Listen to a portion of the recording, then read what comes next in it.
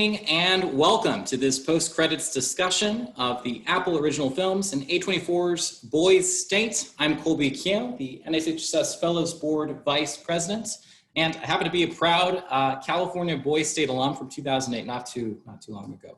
But guys, we have a tight 30 minutes tonight to get through your questions and some questions from NSHSS. We're delighted to have you here to talk with the filmmakers and some of the cast of the documentary, the brilliant documentary that you just watched. We're very lucky to have them tonight. I'm going to get to them right now. So first up, allow me to introduce the incredible filmmakers behind Boys State. It's Amanda McBain and Jesse Moss.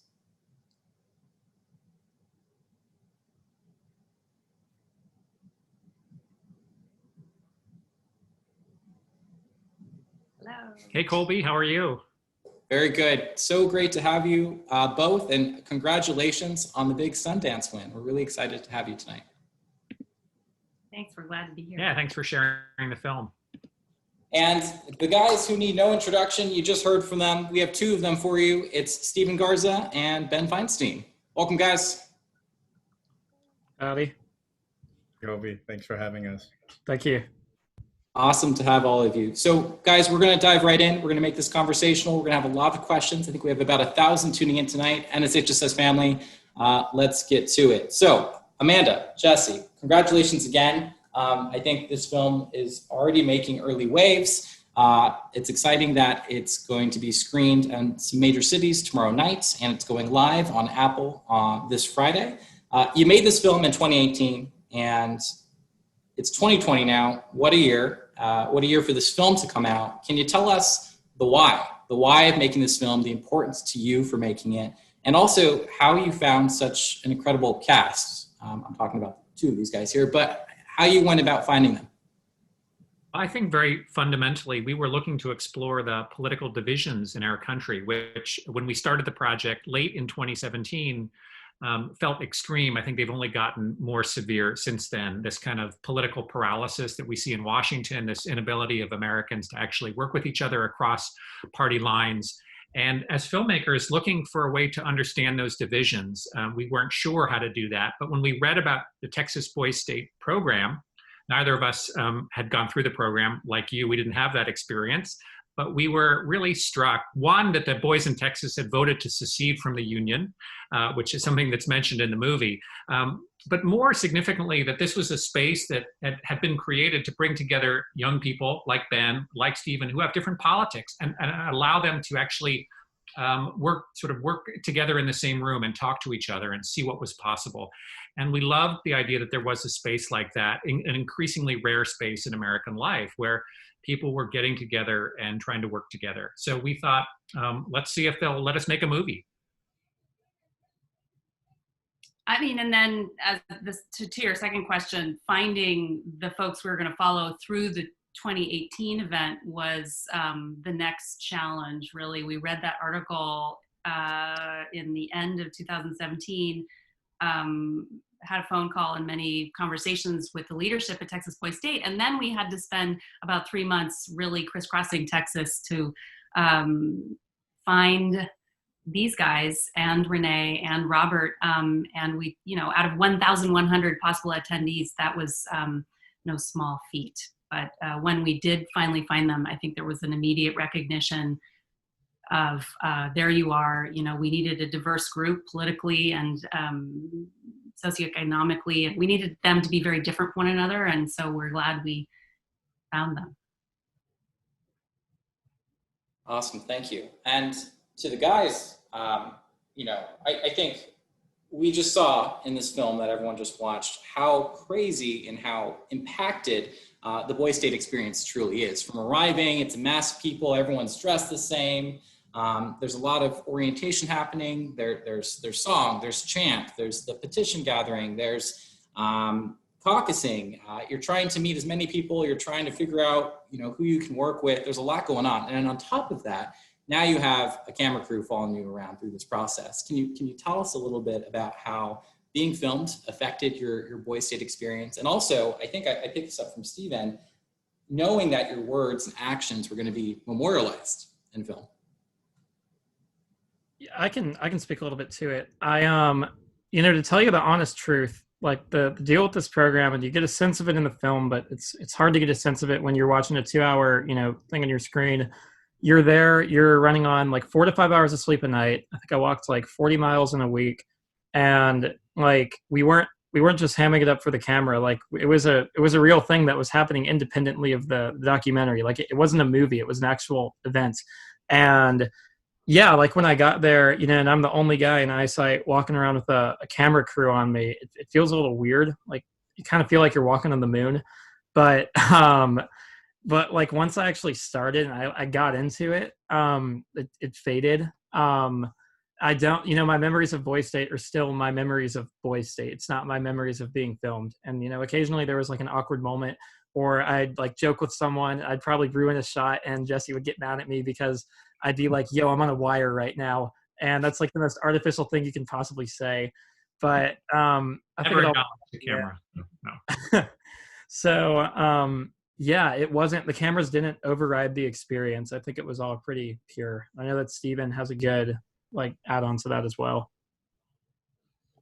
Yeah, it's weird at first because, and again, like you're not only are you getting the attention of the statesman, but you're also kind of getting like attention from people. UT Austin is like in downtown Austin, Texas. So like there's cars and people walking up and down the streets, and they're just kind of like, why does this guy have a camera crew on? Is he anybody important? Which I wasn't. Um, it it took a little bit to get used to. I was cast for the film about a month before the program started, and so thankfully I had that experience of kind of having the camera follow me around, and there grew to become some type of like fluidity to it, where like the cinematographer who was with me most of the time was Daniel Carter, and like we both kind of formed this friendship throughout the week, but also kind of like knowing that he's behind me so I don't bump into him, and knowing that he can't get in like my way walking, and then he was very graceful, and then all the cinematographers were very graceful in how they filmed without being involved, really being the fly on the wall, almost to the point by like the next day the camera crew really did fade into the background, and most kids weren't really paying attention to them because they were everywhere. They were capturing some subjects. They were capturing other people who were speaking at that time, that they thought was interesting. They were filming B-roll and all that kind of stuff. So by the second day, I think it kind of became just, this is what Boy State is like. There's a camera crew here. Then they didn't know that. They didn't know that that shouldn't be there. So. Yeah, right. And on that topic, to both of you, and I'll go back to Amanda and Jesse as well, were there moments that were part of your Boy State experience that perhaps didn't make the film? I mean, an award-winning film can only encompass so much in the time that it can. But are there some defining moments that you guys experienced that you might want to share with us that we didn't see? Yeah, no, there totally were. And to preface my answer, I'm gonna like say the film you saw was a very accurate representation of what went down at Boy State. So don't take my answer as like it was all a hoax, because that's not true. Um, but no, I mean, I felt this a little bit because, as you just saw, I was the only member of the Federalist Party, and the other three guys were nationalists. So just by virtue of it following four people, and three of the four were not on my side, and they weren't in the same room with me for most of the program, like by virtue, like my side gets less, or by, just obviously my side gets less screen time. And like when I initially saw the film, there was like a part of me that was like, there were like, my party had primaries, my party had runoff elections, my party had all these speeches and positions. And, to an extent, like I kind of want to see like the director's cut of it, like with everything. Cause I mean, those are my memories, right? Like those are my friends that were there, and the stuff that I was doing every day, and not all of it made it in, but it happened for a reason. Yeah, Steve? there were. Yeah, and by virtue is that like they followed the conventions, and so they got to see. I get to look back and be like, I was there for that. I was in the crowd for that. I remember that. Um, I'm not sure if it's embarrassing to bring up because I brought it up before of like one of like the most vivid memories I have of Boy State being like the guy who was legalizing or advocating for the legalization of LSD. Uh, there was a guy there who was like, and I don't know why, like, because I remember, I know why, because the first day I went in there with a better or work shirt, thinking that like this should be 50-50 down the middle. It was not. So, but I remember that the guy had actually be like, "Hey, I love your shirt," and I'm like, "Thanks." And I look forward to, I was like, "Okay, he's cool." He complimented my shirt, the only person too there. And that guy ended up running for the Supreme Court of Texas on a platform of the complete legalization of recreational LSD, which gained a lot of traction and made him very popular. One of the more popular characters. I honestly think if he ran for governor, he may have taken it. So that's one of the memories that doesn't get shown in the film, and maybe one day in like a 4-hour director's, because there's so much craziness that probably wasn't in the final product for pacing. But if there's ever like a director's cut, it's gonna be pretty long, and I'd love to see it. I'd sit through all of it. We had a 5-hour version of this film, and I think he made an appearance. Or his third eye made an appearance, I should say. You have to make some tough decisions. He was an easy decision for us, but there were harder decisions, like the Federalist Party. There was so much incredible drama within that group, and there was an incredible Ben, we have all that footage for you, where Ben really his party had unruly moments too, and he really had some incredible moments of just, getting them to be coordinated, which is not an easy job. And so we have that highlight reel, Ben. We did share a rough cut with Ben and also with Stephen, and Ben gave us some very specific detailed notes, which were actually really helpful. And I think, we're grateful for the openness and trust that they showed us in making this film. And it was important to recognize and acknowledge and really think about some of that feedback. And I think it made the film better. Totally, always.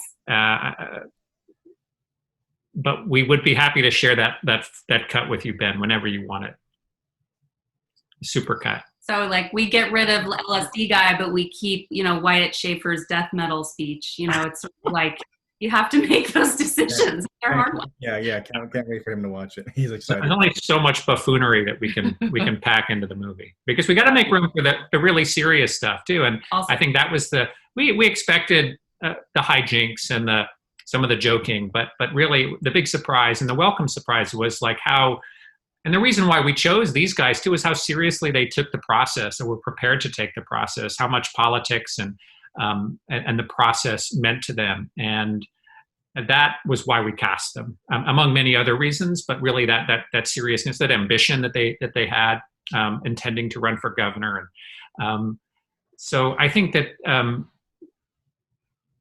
really seeing their strengths as political leaders, I guess that wasn't a surprise, but it was really an exciting, I think, dimension to the film, because the film has a lot to say about politics that I think is really serious. And that's what we hoped for when we made the film. Well, thanks, Jessica, on that. And I think, we see some serious moments of levity for both of you when you're kind of navigating the straits of, between your personal beliefs and how they align with how you're, putting out onto your platforms, how you're influencing people. And then also this ambition, this competition, this need to win for your team, for your party, and for the good of Texas Boys State. I'm hoping, both of you can share a little bit about maybe some of those more serious moments that you had, and now being 2 years forward, some of the reflection you had from that experience, particularly when you are going in with a group that is talking about, our masculinity shall not be infringed. We should secede from the union. You aliens, are going to be taking over, so we need to increase the defense budget. And here are the two of you who I think were leaders on your respective parties and bringing folks along. And I think a surprising thing that I noticed sometimes is when you brought the seriousness, people who perhaps were a little bit less serious kind of fell in with you. Stephen, I'll shoot with you first. Okay. Me and Ben always kind of look at each other like, yeah, I part of it comes as like somebody, because a lot of kids, they're kind of fall into a few categories of like what they do to get to Boys State. They're either like super smart, like close to the top of their class. They're a sports person. They're like, they're in sports. they're involved in the band or something of that sort, JROTC, or like student government debate, all that kind of stuff. Like, you know, they're usually one or a mix of those things. And for me, wanting to go into politics, I saw Boise State as an opportunity to that most people don't get in real life, to actually like mount a campaign and run for office without any stakes or consequences involved. You know, most people who run for political office are doing it for real. I don't know in what scenario where they don't do it for real besides Boys and Girls State or some like YMCA youth and government kind of programs. So to be able to have a super organized process already set up for you to partake in as a simulation, to be able to run for office and see if you have what it takes to give a speech in front of people, to come up with policy positions, to hold your own in a debate with somebody, is something really invaluable, especially for me wanting to continue pursuing politics. Is why I took the program a little bit more seriously than some other people who were maybe that interested in it, and kind of saw the opportunity where you're presented with basically almost no adult supervision. The adults are there, but like they're really like, unless you do something absolutely insane, they're not gonna like get involved. They'll just stay in the back and let you know about like, hey, you got this many minutes left to take care of this business before you got to move on. And they take that opportunity to be like, let's go with it. Let's be crazy and rowdy. And people like Renee, myself, Ben, and Robert kind of taking it more seriously does, as like the leaders of our party, kind of influence the attitudes and demeanors of the other one, especially like when contentious issues like gun control come up, and when I go up and speak and get emotional talking about it, it becomes very real, and you kind of realize, oh, these are real people. When there's real there's real beliefs, and these positions are important to the national debate. So I think that's how it kind of went down for me, in my opinion, at least. Ben? Yeah, I echo everything Steven said. I mean, I'd like to add two things. I think one, to say there wasn't a lot of like horseplay and just like random stuff, and like at the end of the day, like I took it pretty seriously, as you just saw. Like Steven certainly did, Renee and Robert did, but like at the end of the day, we're still a bunch of 17-year-old boys, and like a lot of the memories that I have are just like staying up until 2 a.m, like laughing over random stuff, and like it was awesome. You know, it was fun. And so it was a balance for sure. I mean, I think that's in everything. Like nothing ever is one way or the other.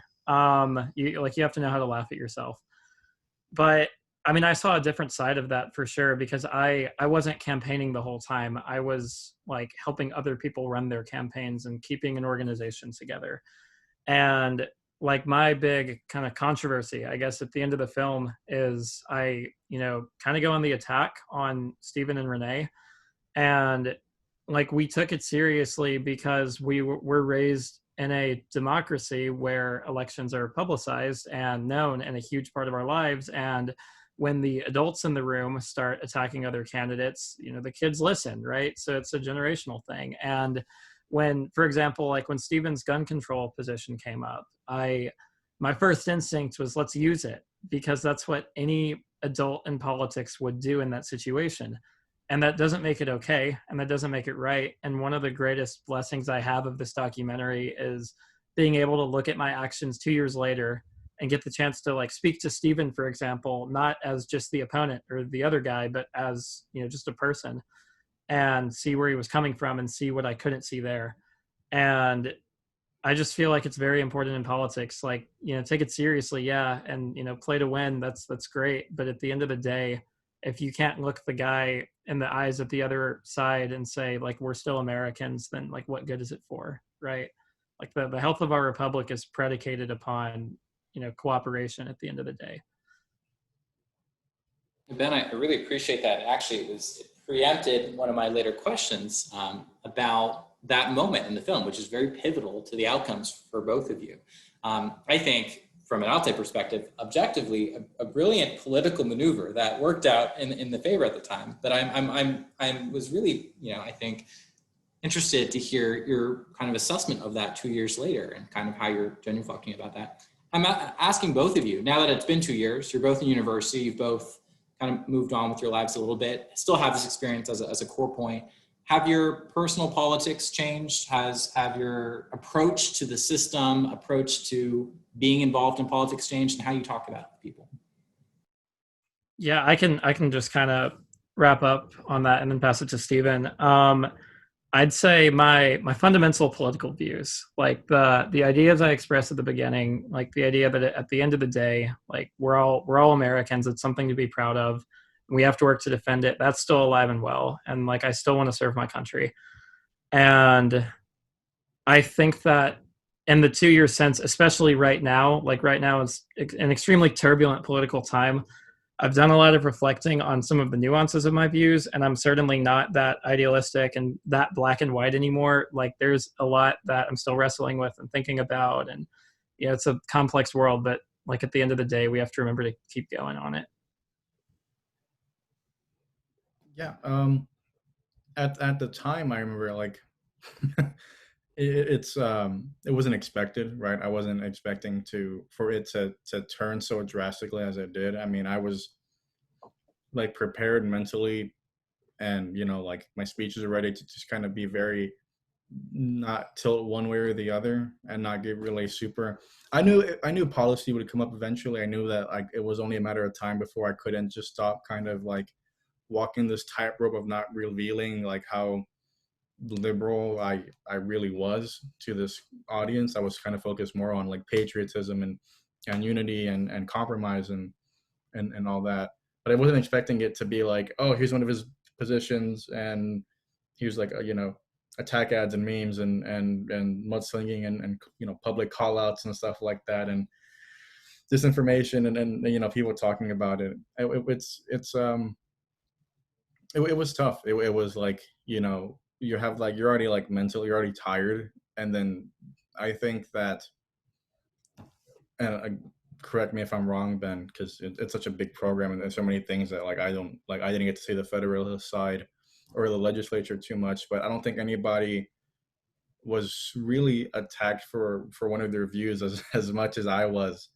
Yeah.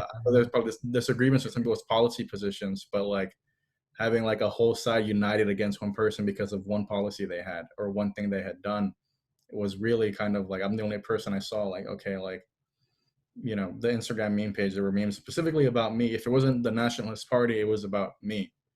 Yeah. And, yeah. Well, Yeah. at the time, I remember being so mad about it. Like I was like very, like I was upset about it. And I think that again, it's all a blur, like, kind of what happened that week. But if I do remember correctly, I think the next day, like in one of our last sit down interviews, I kind of vented more about like how upset I was and how I thought it was like dishonorable and like dirty attacks, and that I was mad. Yeah. And now I can look back at it and see Right. them, then laugh about them and appreciate them as a young person, because I think they're funny. But in that moment, it's not something that I was expecting or prepared for at all. I mean, like there was never an attempt to kind of hit back at them and stuff. Like, Renee pulling out his old church tricks and stuff like that is all on him. I don't think there was ever a real coordinated effort to kind of push back against these notions, besides me kind of speaking to like what I actually believed in. And hey, like hear it from me and not from like your friend who heard from a friend who saw this text about me, No, I mean for sure. And like, to tell you the truth, I'm not just saying this for the NSHSS interview. Like, this is honest to God the first time I've ever heard from you that all that like made you feel upset. Like obviously I can logically infer, like really thinking about it, like that probably wasn't okay. But I've known Steven for 2 years now.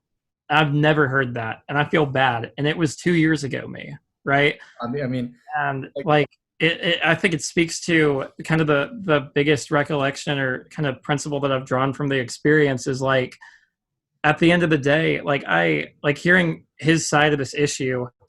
I hate when people do that to my side of the political spectrum, right? Like it drives me up a wall. And then to kind of make that connection, it's like it's bred into us in our politics that you have to attack. And the fact that it was instinct to me, and the fact that it literally took me until now to like realize that like you're shooting at someone, like that's a person. That's a lot. And I think that speaks to a big problem in our like system. Yeah, and then I'm, it's one of those things where, like I'll like a tweet like that shits on like, I don't say Republicans, but like crazy people within the Republican Party. I'll share a meme and stuff like that. I'll do whatever, and so it's natural, like it's funny. So like at the time, just because it's directed towards me, and it felt that people were just kind of like people were quoting David Hogg, and I'm just like, David Hogg isn't here, like, but I am, and like uh, the March for Our Lives marches were very independent of each other. We got nothing from, we got $0 from the National March for Our Lives. Never spoke to David Hogg, Emma Gonzalez, or anybody involved in Parkland about what we were doing in Houston. Like, it was just kind of like on our own, we're doing this. And so if you have people quoting like the national spokesperson or people quoting like David Hogg, Emma Gonzalez, is just like, I'm here. I can speak for myself. And seeing the memes and like, I mean, like nobody's gonna like that. Nobody's gonna, I don't think any politician sees a negative meme about them and thinks like that's funny. Now I can, looking back, because I mean, like, I take myself out of it, of like the personal feelings towards it, because it was a mock simulation a long time ago. But in the moment, I remember it was just like, I'm just like, son of a bitch, I'm like, why don't we have a Nats on crack meme page or something? or or whatever. I really appreciate you both really sharing in front of us, I think, kind of some of the reflections from the experience. And I think it really does reflect kind of this mirroring, the simulation mirroring what happens in our national politics, what happens with quote unquote adult politicians, and perhaps some of the lessons that we can learn. One of the side, I think, themes that we also saw was the role of technology, like taking play in your politics, in your system, and how that's reflected in our national politics and sometimes weaponized side against side. I don't know, Jesse and Amanda, if you want to hop in and maybe talk a little bit about, as observers of this simulation of boys, running a government, like what are some of the themes you're hoping arise from the film that perhaps can inform us to a better state of politics? I mean, I think we have a lot on offer, and I don't think the kind of storytelling we do is ever particularly prescriptive in the sense of one takeaway.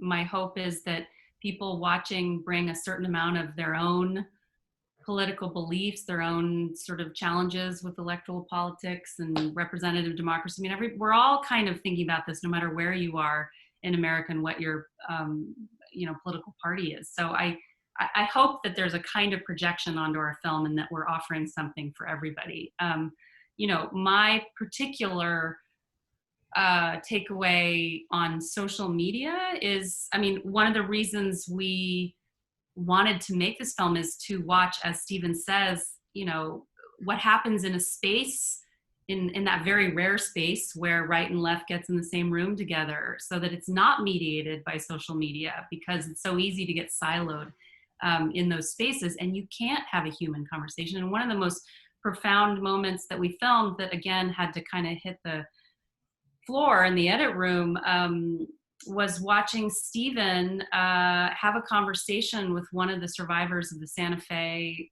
mass shooting, which had happened 2 weeks or something before the event we filmed in Boise State.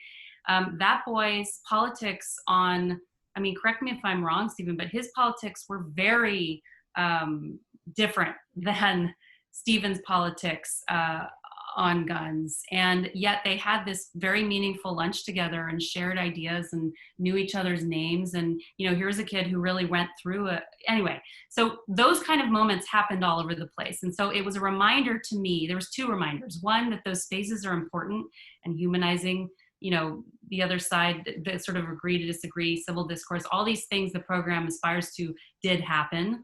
And then the second was the reminder that, at least for me, the appetite for the kind of leadership that is empathic and that is I was not surprised Stephen did well. I was surprised he gave a speech like that. I didn't know Ben could give the great speech either. You know, these were a little bit like, wow, these guys can really talk on stage. But I was surprised at how, as you said earlier, how many people Renee and Stephen, in their sort of outsider way, got a following. They came to power, and they really summoned the better selves of a lot of the kind of unruly gallery. And that was a reminder for me that people are hungry for those kind of leaders. At least that's my takeaway. What about you?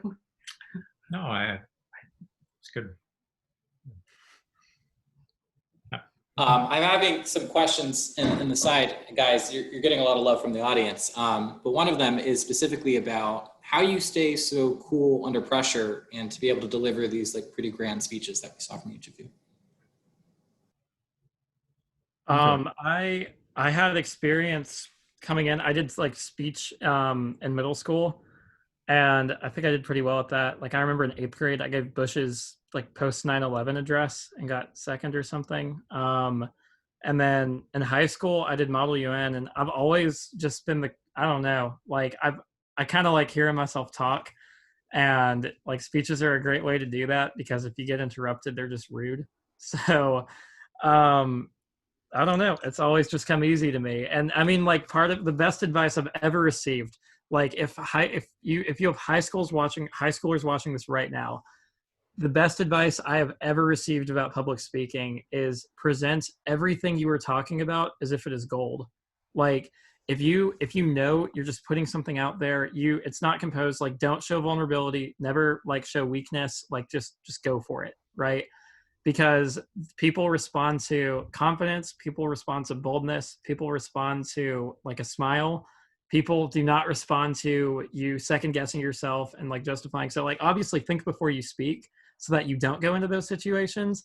But there were many times at Boys State when I was totally caught like off my feet, like metaphorically speaking, of course. And yeah, it was yeah, you just kind of have to like keep going. Like you don't get caught in the water, you know. There it is. um, yeah, it's I wasn't too sure. I had given a speech. I had done public speaking before. It's something that I kind of surprisingly enjoy because it's like a different like side of me that is not very apparent. You know, like I love like I'm the person to speak at, like the entire group presentation. They'll be like, Sabine, you're speaking the entire time. Like, okay, that's fine. That doesn't bother me. And just kind of being able to keep people interested. Um, you know, I had done a speech at that march, but it was a little bit different. There was a lot of people there. There was a couple of thousand people at that march, but they were all kind of scattered around the downtown area.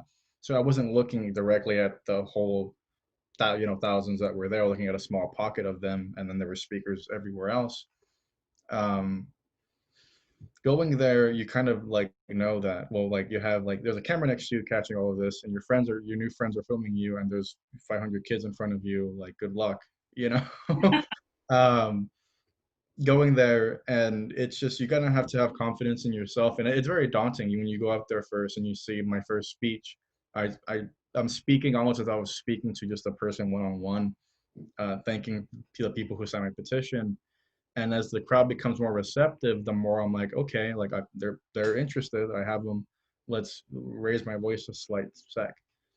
And then, oh, okay, they enjoy that to the point where I reach the crescendo that I'm yelling, not like Wyatt Schaefer, like eating the microphone, but yelling, uh, yelling, and then having them stand up and clap is such a unique experience. And then to go like a week and a half after Boys State and at the end of the film, where I give the speech to the Texas Democratic Party convention, which I was very nervous about. I was like shaking backstage. I was so nervous because as somebody who wants to be in politics, here's the delegates of the party and the party leadership out there and the chairman, and here's my first impression.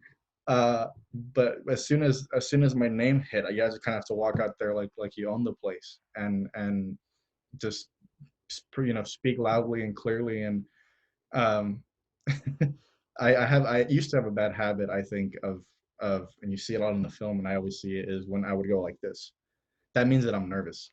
That means that I'm like, oh geez, you know, like, and I do that a lot. You just revealed your tell to everybody for the future. Right, yeah. So it's like it's a tick that I think I've gotten over.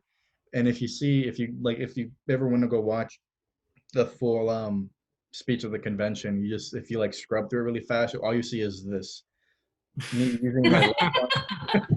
You know, if you're going like, if you're fast forwarding, that's all you'll see. But in the moment, I'll be like that, and then use this arm because my arms are shaking and I need to do something with them, or else I'm gonna appear shaking on stage.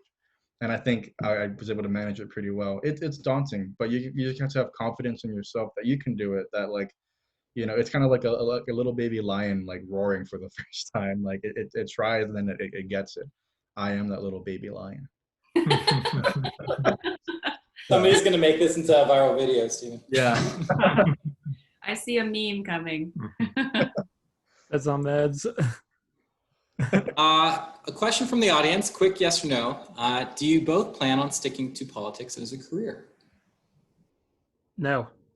Tell them what you're doing, Ben. Yeah, no, I still want to serve. Like I'm still extremely patriotic and passionate about the country, but I want to do Department of State or Defense. Let's talk later. Steven. Okay.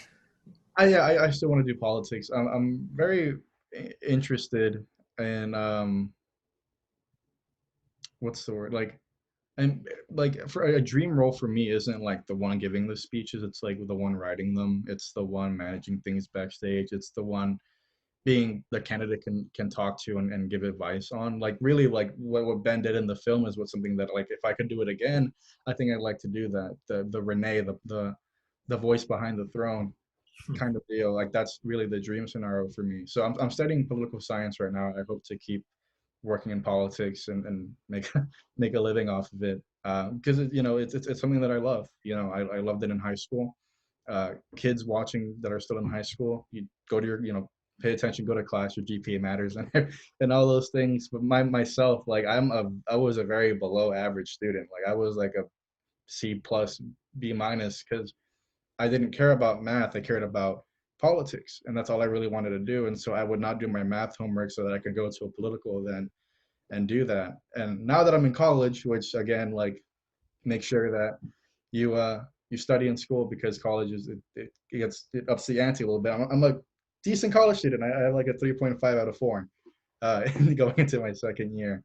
But I hope to continue pursuing politics. I love it. It's one of those things, that cliche saying of like, you do what you love and you'll never work a day in your life. You know, I love it. I love the people in it. I love helping people, and I like, helping my community. So that is just an obvious, thing for me. It's what I'm going to do the rest of my life. Awesome. Thank you both. I have no doubt. So I am getting the signal to start to wrap. So let me ask this last question to the four of you. We talk about our responsibility in a democracy. How do we hold on to this republic? And it's an election year, and many of our audience members, they can't vote yet. They're not yet 18. So perhaps I can ask the four of you, what's your advice to folks who, particularly ones who maybe have been a little bit disenchanted with politics and are questioning this, but are interested and are particularly excited when they see young people who look like them and have voices like them? What's your advice to them this election year and just in politics in general, how to stay involved? I'll start with Jesse and Amanda.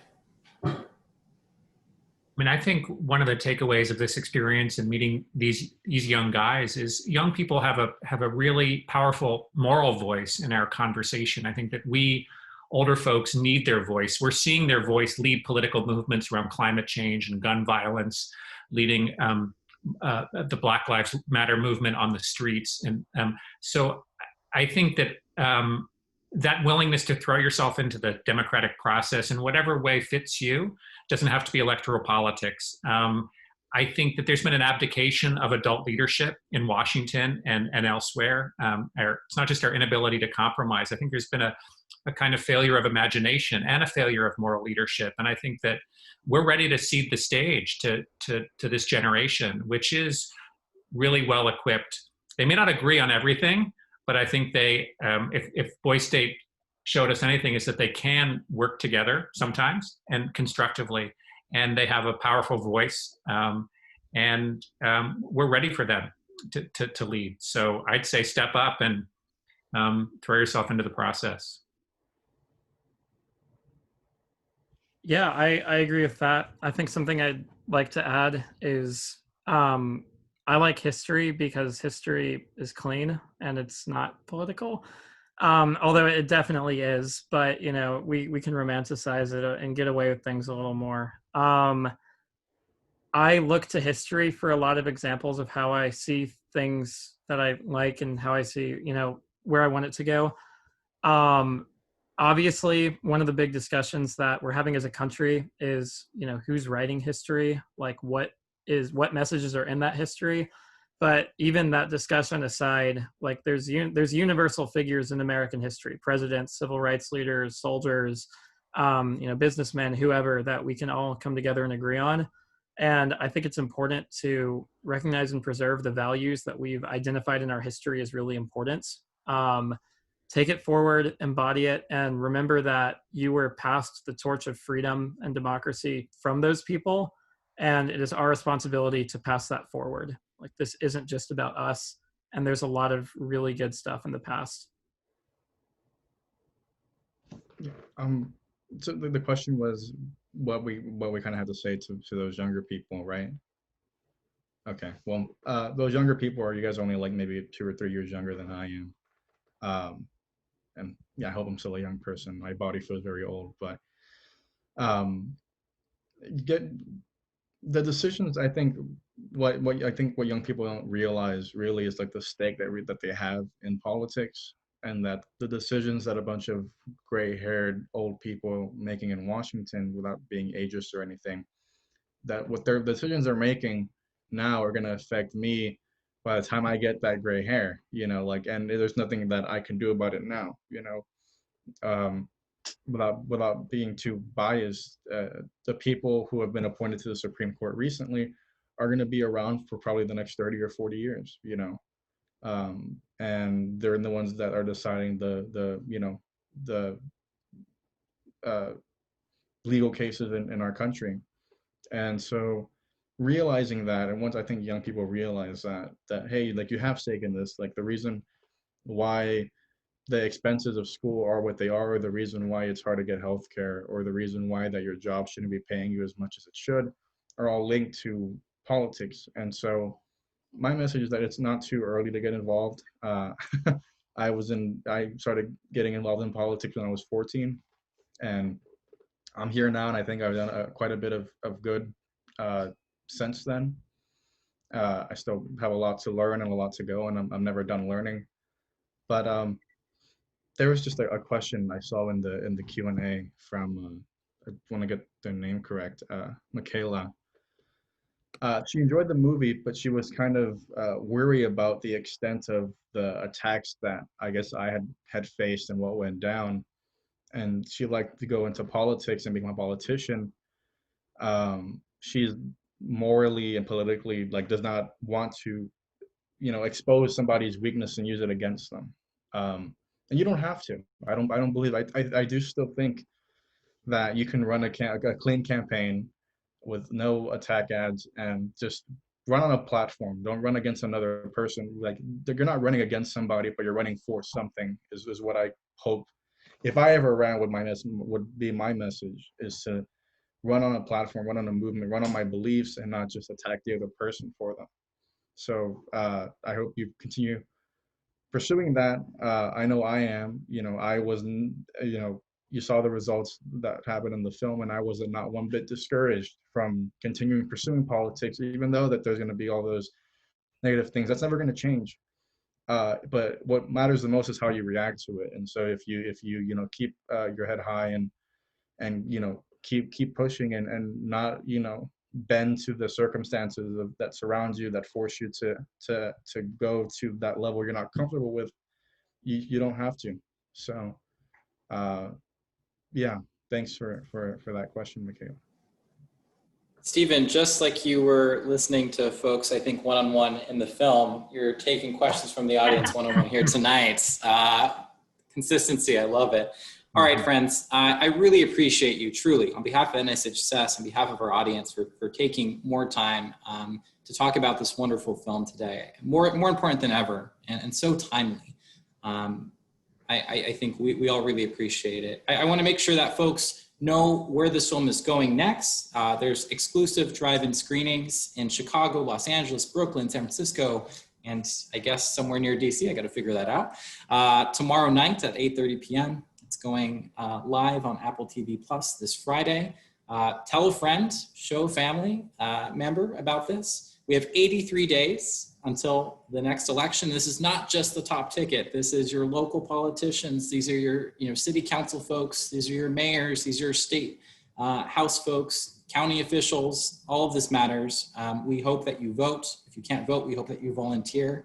We hope you use your voice. NSHSS just launched today a Why Vote page on the website at nshss.org. Go to Be More, go to Why Vote. They're doing 10 $1,000 scholarships to NSHSS members who demonstrate a commitment to getting their family members in their community out to vote. So go to the website to learn more. And with that, I want to thank our panelists. Thank you, Jesse. Thank you, Amanda. Congratulations on this award-winning film. Ben, Stephen, the stars, along with Renee and Robert, congratulations to you guys. I know that we're going to be following your futures closely. We hope to continue this relationship with NSHSS, and best of luck to all of you. But that's all from us. Thank you, everybody. Have a good night. Thanks, Thank you, Colby. Colby. Have a good night. Bye, guys.